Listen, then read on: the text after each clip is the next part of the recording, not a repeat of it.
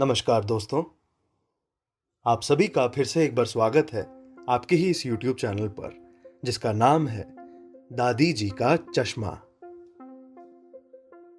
आपके और हमारी दोस्ती हुए अब लगभग 1 महीने से ज्यादा हो चुका है और हर बार जब हम मिलते हैं ऐसा लगता है कि हमारा ये संबंध और भी गहरा होता जा रहा है।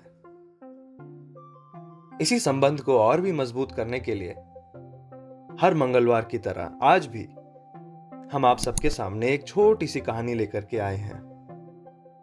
ये कहानी भी गीता प्रेस द्वारा प्रकाशित ही है। बेहद छोटी, बहुत ही सिंपल, लेकिन बहुत ही हकीकत की बात बोलती है और थोड़ी सी बीच में कड़वी बात भी बोलती है। आइए बिना किसी देरी के शुरुआत करते हैं इस कहानी को जिसका नाम है ठंडी रोटी। एक लड़का था। उसकी मां ने उसका विवाह करा दिया, परंतु वो कुछ कमाता नहीं था। मां जब भी उसको रोटी परोसती तब वो कहती कि बेटा बेटा चलो, बेटा ठंडी रोटी खा लो। लड़के की समझ में नहीं आता था, यार पता नहीं मां ऐसा क्यों बोलती है। फिर भी वो चुप रहता। एक दिन मां किसी काम से बाहर गई तो जाते समय अपनी बहू यानी कि उस लड़की की जो बीवी है उसको कह गई, बहू, ओ बहू, अरे सुनती हो? हाँ, और हाँ जब लड़का आए तो उसको रोटी परोस देना, ठीक? और हाँ रोटी परोस कर उसको कह देना कि हाँ ठंडी रोटी खा लो, ठीक? क्या बोलोगी? हाँ ठंडी रोटी खा लो। लो जी। अब होना क्या था, उसने अपने पति से वैसा ही कह दिया तो वो चिढ़ गया। अच्छा, बहुत खूब। मां तो कहती ही थी, ये भी कहना सीख गई। अच्छा, नहीं तू बता, नहीं तू अभी बता, ये रोटी ठंडी कैसे हुई? रोटी भी गरम है, दाल साग भी गरम है, फिर तू ठंडी रोटी कैसे कहती है? अब अब ये तो आपकी मां ही जाने। आपकी मां ने मुझे ऐसा कहने के लिए कहा था, इसलिए मैंने कह दिया। मैं ये रोटी नहीं खाऊंगा। हाँ तो कहती थी, तू भी सीख गई। अब कुछ समय बाद मां घर लौट आई और फिर उन्होंने बहू से पूछा, बहू, बहू लड़के ने भोजन कर लिया ना? बहू बोली, उन्होंने भोजन तो नहीं किया और उल्टा नाराज हो गए। ये सुनकर अब मां ने लड़के के पास जाकर उससे पूछा कि बता बच्चे क्या हुआ? लड़के ने कहा, मां, मां तू तो रोजाना कहती थी कि ठंडी रोटी खा ले। देख देख मैं सह लेता था, पर अब देख ये भी कहना सीख गई है। मां रोटी तो गर्म है, अब तू बता रोटी ठंडी कैसे है? हाँ? अब मां ने उस लड़के से कहा, अब बेटा शांत भी हो जा, बस कर बस। अच्छा मुझे एक बात बता, अब बता मेरे को ठंडी रोटी किसको कहते हैं? बता। उसके पास कोई ऐसा जवाब ही ना था। फिर भी उसने कुछ समय सोचा और सोच करके वो अपनी मां से बोला,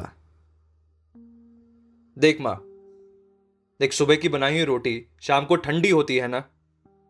अरे यार, ऐसी एक दिन की बनाई हुई रोटी दूसरे दिन ठंडी होती है। बासी रोटी ठंडी रोटी होती है और ताजी रोटी गर्म रोटी होती है। यही तो फर्क है ना, और तो कुछ नहीं। ये कैसे सवाल पूछ रही है मां तो मुझसे? मां ने अब उसको समझाया, बेटा बेटा अब तू विचार करके देख, देख देख तेरे बाप की जो कमाई है, अरे वो ठंडी है, बासी रोटी है। अरे गरम ताजी रोटी तो तब होगी ना जब तू खुद कमा कर लाएगा, नहीं तो गरम रोटी कैसे हो सकती है? अब समझा कि मैं तेरे को क्यों कहती थी बार बार?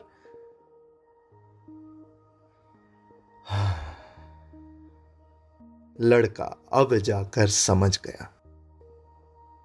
कि उसकी माँ उसको बार बार बार बार बार बार क्यों ये कहती थी, जा बेटा ठंडी रोटी खा ले। इस बात को समझने के बाद उसने अपनी मां से एक बार फिर कहा, मां मां मां मुझे माफ कर दे मां। अब तो देखियो मैं खुद कमाऊंगा और खुद कमाकर मैं देख केवल और केवल गरम रोटी ही खाऊंगा, ठंडी रोटी तो कभी नहीं खाऊंगा। मां, ये मेरा वादा है तुझसे मां।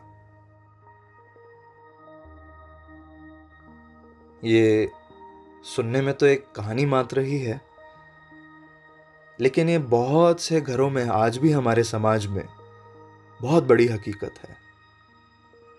हालांकि अब समाज बदल गया है, लेकिन फिर भी अभी भी बहुत सारे घर हैं जहां बच्चों के बड़े होते ही उनकी शादी करा दी जाती है।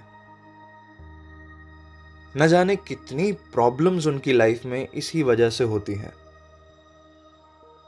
क्योंकि जिस बेसिस पर शादी करा दी जाती है वो यही है कि चलो बच्चा बड़ा हो गया, इसकी शादी करा देते हैं। लेकिन इस बात पर कभी भी गौर नहीं किया जाता कि क्या वो बच्चा सबसे पहले तो खुद फाइनेंशियली इंडिपेंडेंट हो गया है क्या, और साथ ही अपने खर्चे को पूरे करने के साथ साथ अपने साथ वालों का, अपने घर वालों का खर्चा उठाने लायक हो गया है क्या। यदि नहीं हुआ तो हो सकता है उसका आगे का जीवन बहुत ही मुश्किल से बीते, बहुत बर्डन में बीते। तो क्या पेरेंट्स को एक बार ये नहीं सोचना चाहिए कि जब तक हमारा बच्चा उस काबिल ना हो जाए, जब अपना खर्चा और अपने साथ जिसके साथ भी वो रहेगा या रहेगी उसका खर्चा उठाने लायक ना हो जाए, बच्चों का खर्चा उठाने लायक ना हो जाए, तो शादी के बारे में ना सोचा जाए तो शायद बेहतर होगा। तो ये छोटी सी कहानी हमको एक बहुत सिंपल सी सीख ये दे करके जाती है। आप सभी का हमारे साथ इतनी देर तक जुड़े रहने के लिए बहुत बहुत शुक्रिया। उम्मीद करते हैं आप इसी तरह इंतज़ार करेंगे हमारी अगली कहानी का। तब तक के लिए आप सभी ध्यान रखें, सेफ रहें, और पिछली बार की तरह इस बार भी प्रार्थना करते रहें कि हम जल्दी इस कोरोना से मुक्त हों। बहुत बहुत शुक्रिया।